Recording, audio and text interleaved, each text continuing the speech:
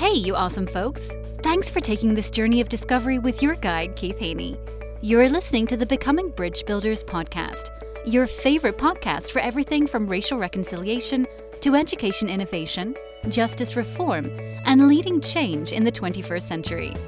This podcast is for people who love to be challenged with difficult topics, but want practical solutions to solve these challenging issues. Becoming Bridge Builders makes change possible. Each week on the podcast, Keith invites innovative thought leaders to share how they are building bridges in their area of expertise. You will hear breakthrough ideas and concepts that are changing the world. He's featuring guests who are best-selling authors, leaders at Microsoft, entrepreneurs, leading educators, professors, lawyers, and so many more. Listen in to learn how you can be the bridge to the change you are seeking.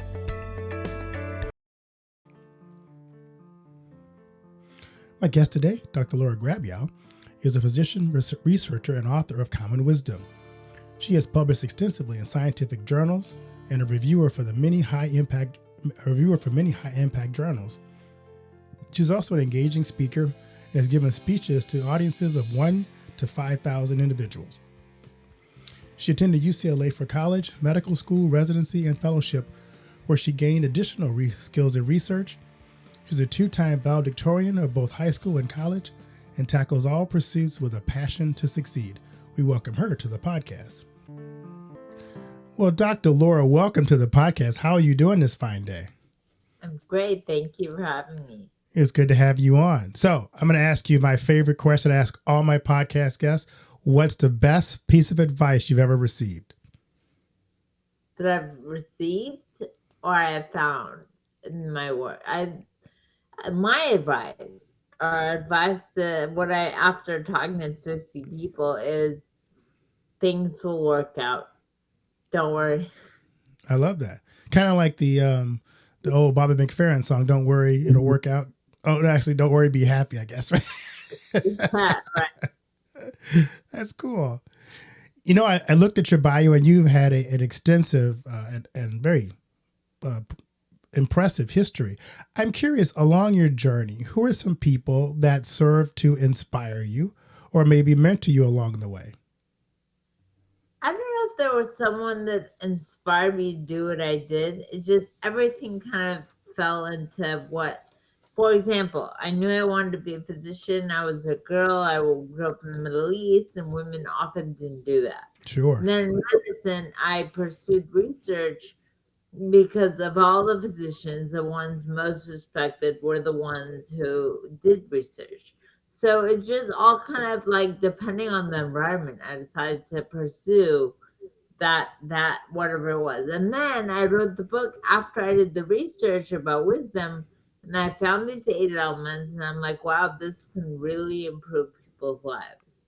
So I wrote the book Common Wisdom afterwards. Well, you actually stole my next question. What inspired you to write Common Wisdom? But, I looked at your book and there are some, really interesting parts to it. And I'm going to kind of read the 8 elements and I'm going to ask you to kind of maybe pick some of those that really resonated maybe more with you than others. You talk about kindness, emotional regulation, empathy, self-reflection, open-mindedness, decisiveness, perspective, and altruism. Is there one of those 8 that you think is maybe, I know they're all important, but is there one that you would say this is really one of the most important of those wisdoms to kind of master? Well, I think you mentioned the sub-themes. The elements that I found were resilience, kindness, positivity, spirituality, humility, tolerance, creativity, and curiosity. And of those 8, I feel like they're all connected. Right. But ones I really connect with more are positivity, humility, and curiosity. And the reason is because positivity it helps you be resilient. It helps you kind of live a better life, have a good life, and we all deserve to be happy.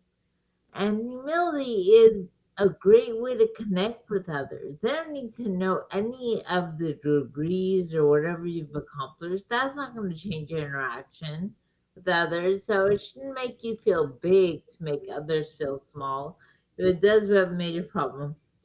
And curiosity is the foundation for a lot of it, of all the day, because it's a way to wonder about what's out there, what's going on, or what it is, not taking things at face value.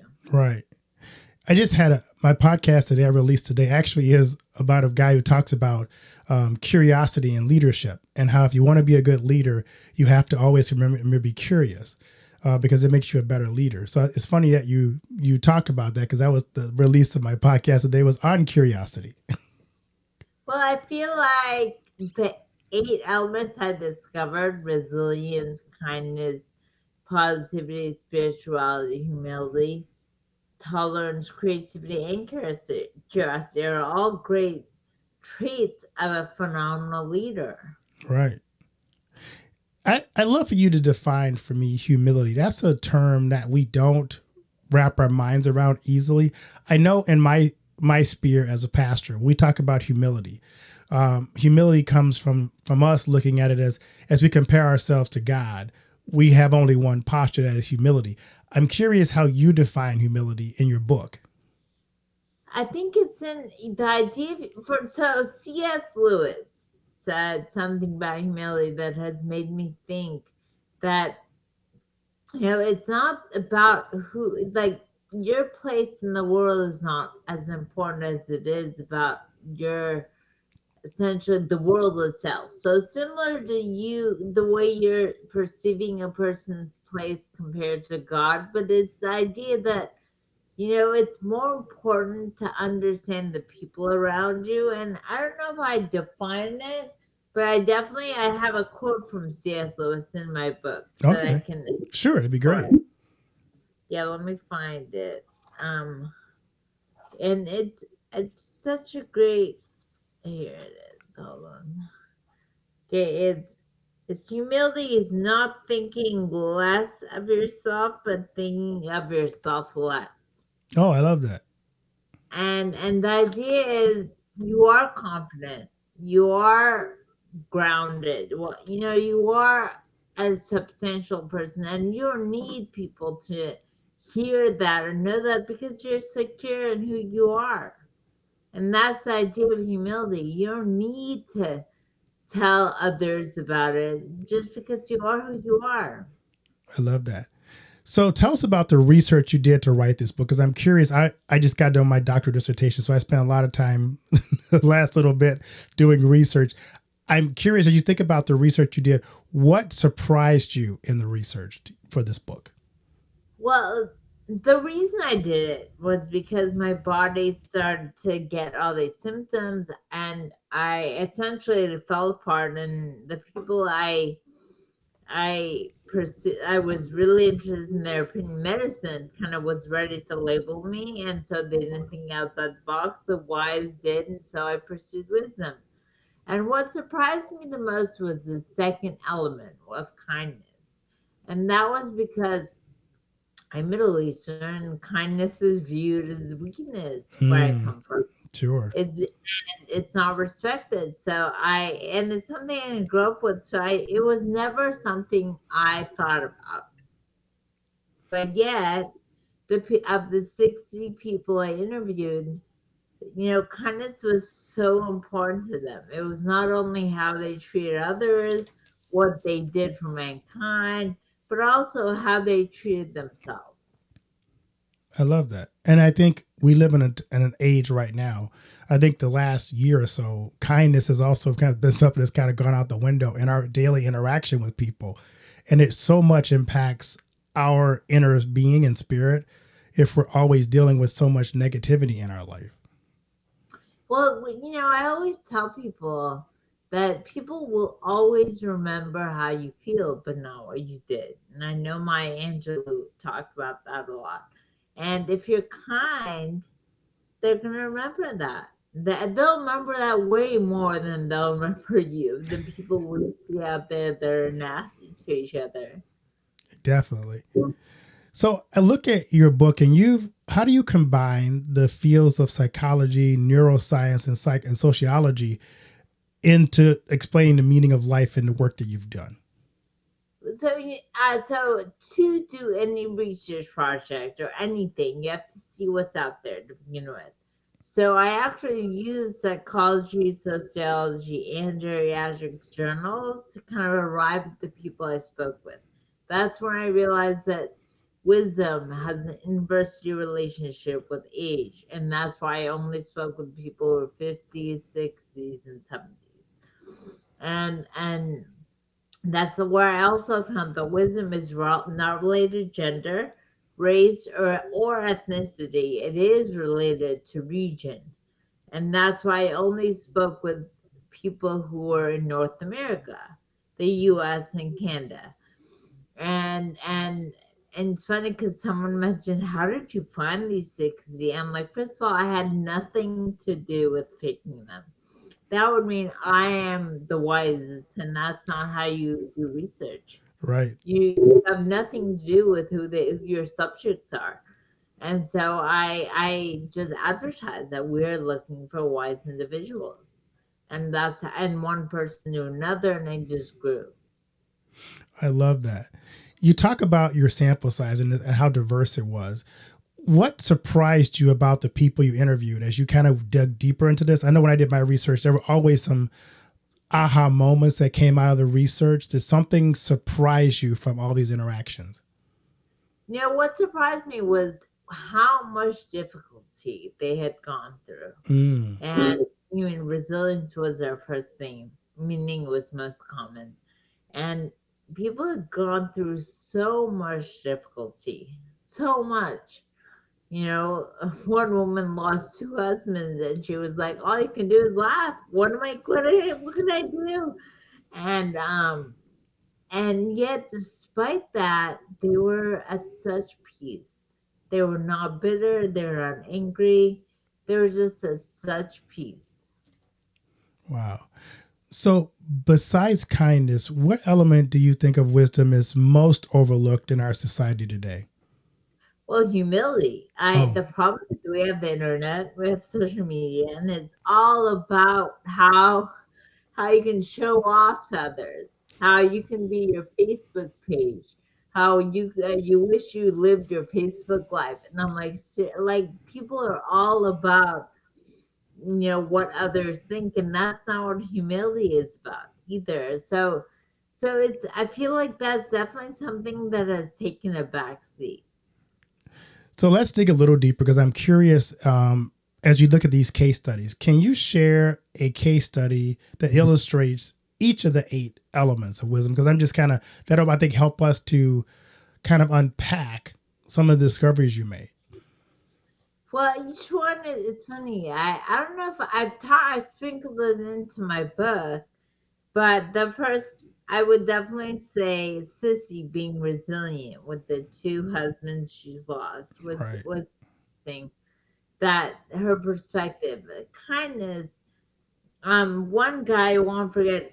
Kindness was so important to him towards living beings that after he saw his sister pass away, he became a vegetarian, and he does not touch any animals, and he also started to volunteer in a hospice because her last months were in a hospice as well. And so kindness was such an important part to him.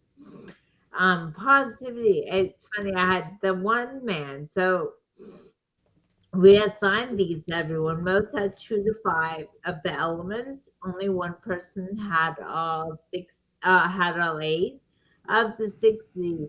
Only one person had all 8, and his name was Larry. And when I spoke to him about, I had a set of 10 questions everyone looked at or answered for me, open-ended questions. And when I asked Larry about how do you deal with difficulties in life, and Larry is the one that had all 8, and he goes, "Well, I never call anything a difficulty. I would reframe it right away." And I'm like, interesting. So he's like, "I never," and then he said something like, "I would never be in the weeds. I would go to the mountaintops." And that was his philosophy, is even from the get go, that's not how you perceive it. spirituality, I don't know if there was, I definitely felt like most felt like there was something bigger than themselves. They didn't know what that was, but they definitely did. I don't know if there was an instance. I mean, there was one person who talked about how she every morning has breakfast with God. And in that breakfast, it's not, prayer is important to her, and it's not the idea that she communicates with God.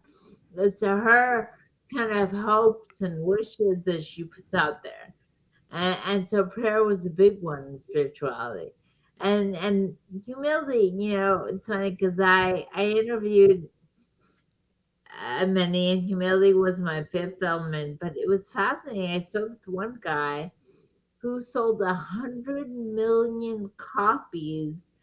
He's a record producer, Wow. and he sold 100 million copies of records before the age of the internet.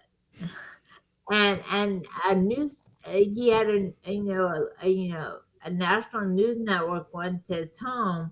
He had awards about doing Saturday Night Fever and the Bee Gees and Barbara Streisand, all like in a corner. He could care less about that, and I was just fascinated. And that was humility.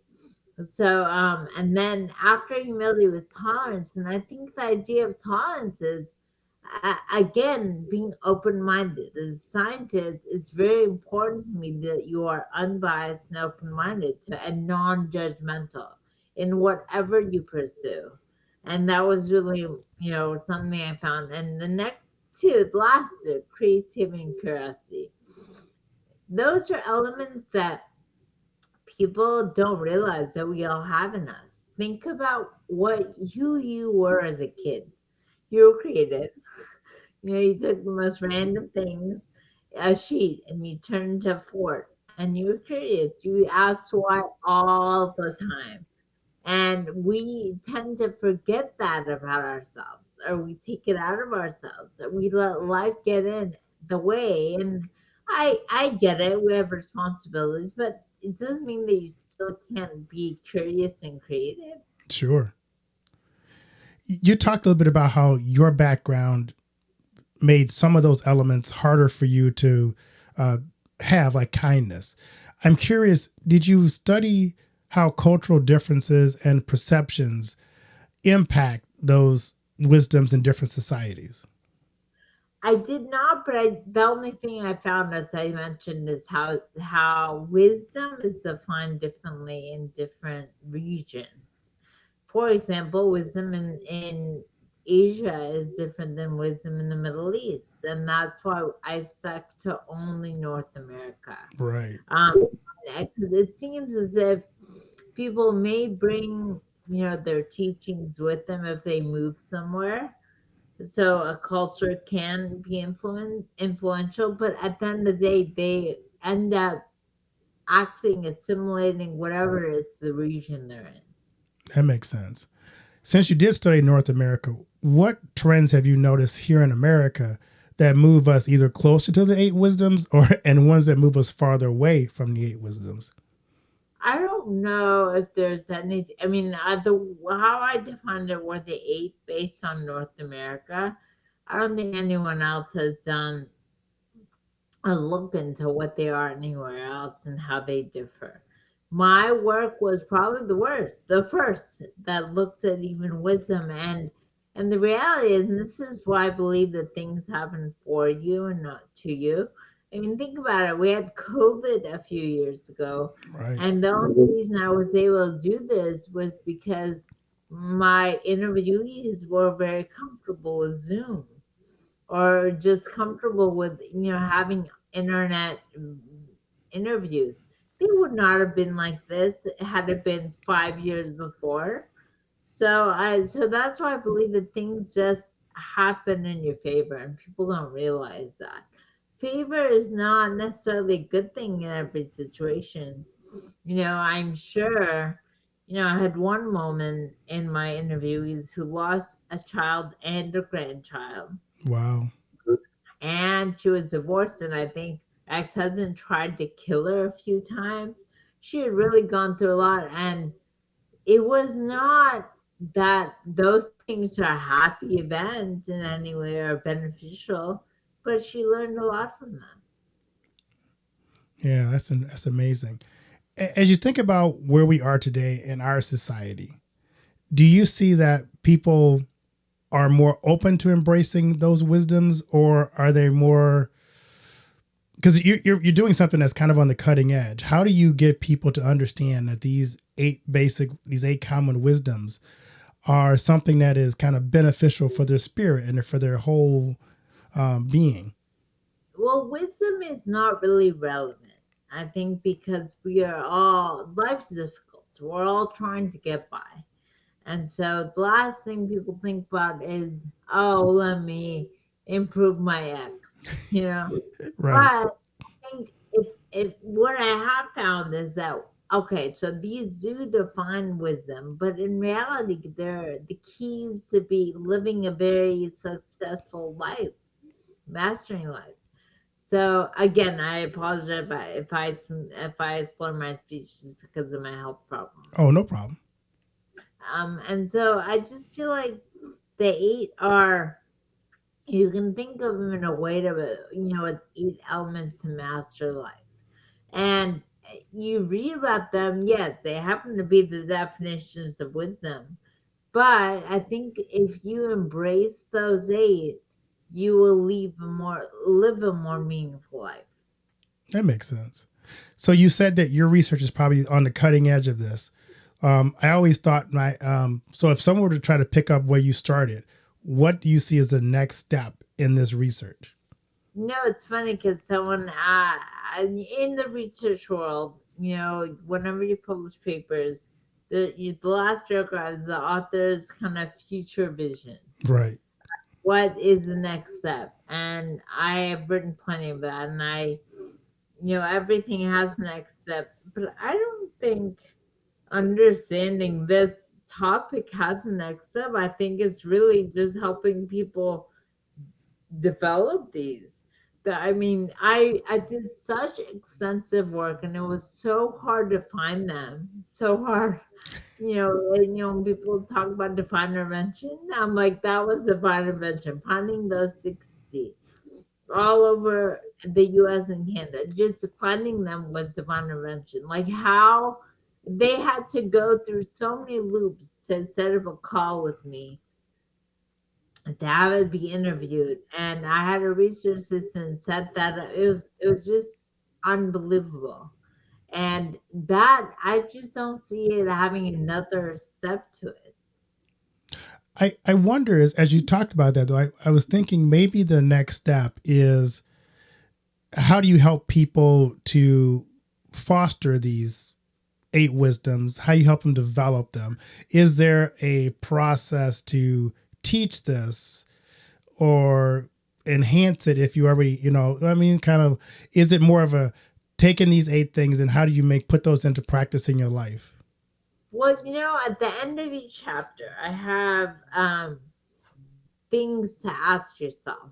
And so and those people just loved them because it made them more self reflect and Sure. think. And so I want to say early December, came out with a journal that has more of those things to ask yourself based on those eight elements. And that's also on Amazon.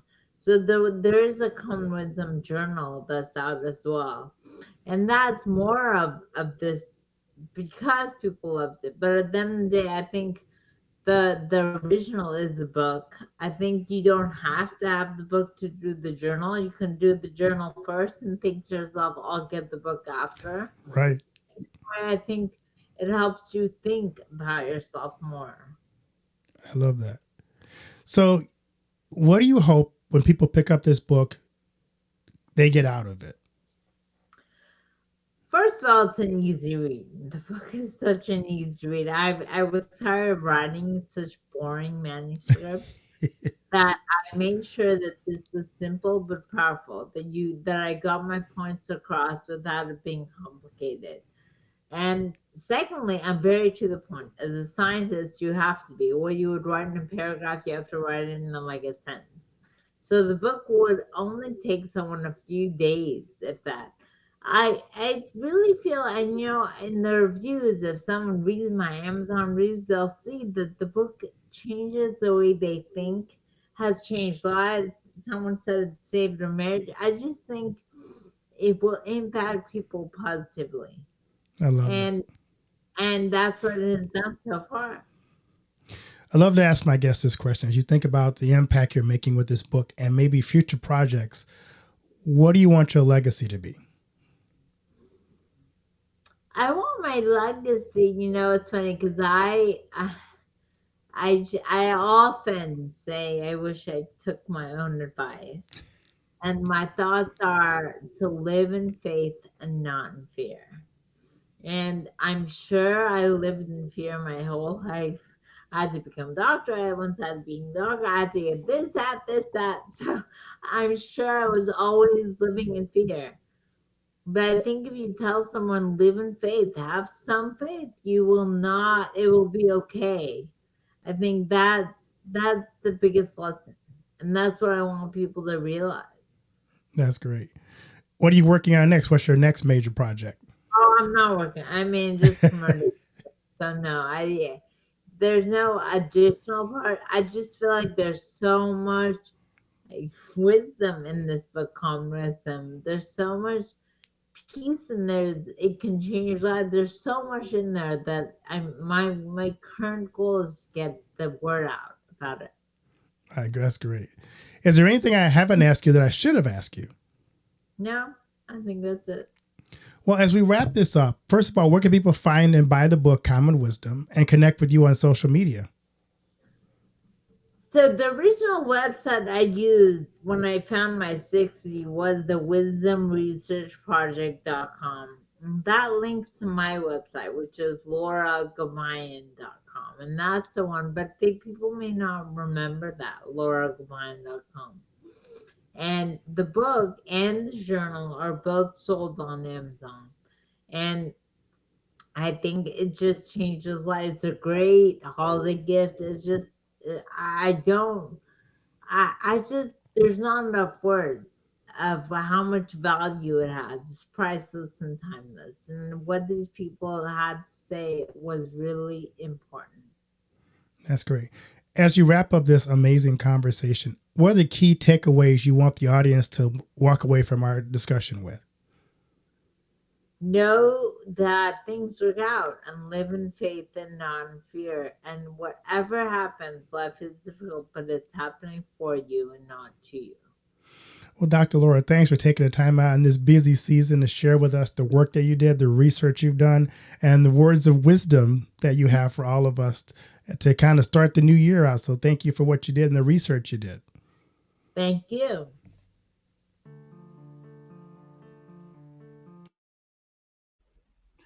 Do you know that most entrepreneurs hit a revenue ceiling and have no idea why?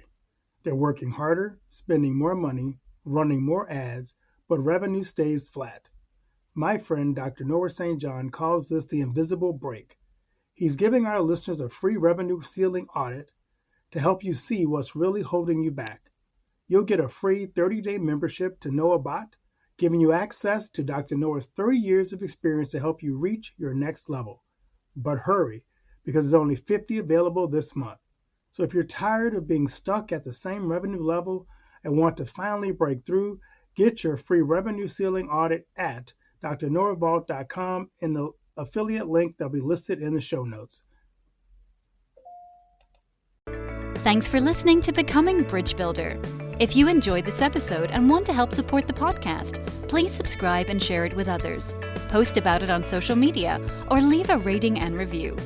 To catch all the latest from me, you can follow me on Instagram at bkeithhaney and on Getter and Twitter at RevHeadpin. Thanks again and tune in next time.